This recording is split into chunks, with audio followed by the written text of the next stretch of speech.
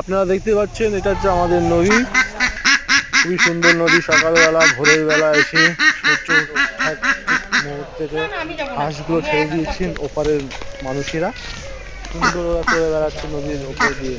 এখানে কোনো ভয় নেই, বিড়াল বা শিয়াল ধরতে পারবে না, অনেকটাই গভীরে রয়েছে। দেখতে পাচ্ছেন ওপার দিয়ে রাজা হাঁস যাচ্ছে, রাজা হাঁস। আর এগুলো পাতি হাঁস।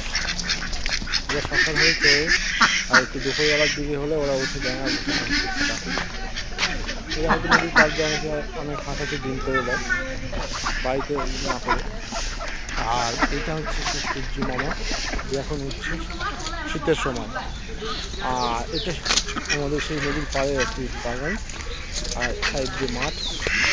আর নৌকাগুলো ঠিক পাড়ে ভেড়ানো আছে, কারণ এখন নদীর স্রোতটা একদম কমে গেছে, বর্ষা চলে গেছে সেই কারণে।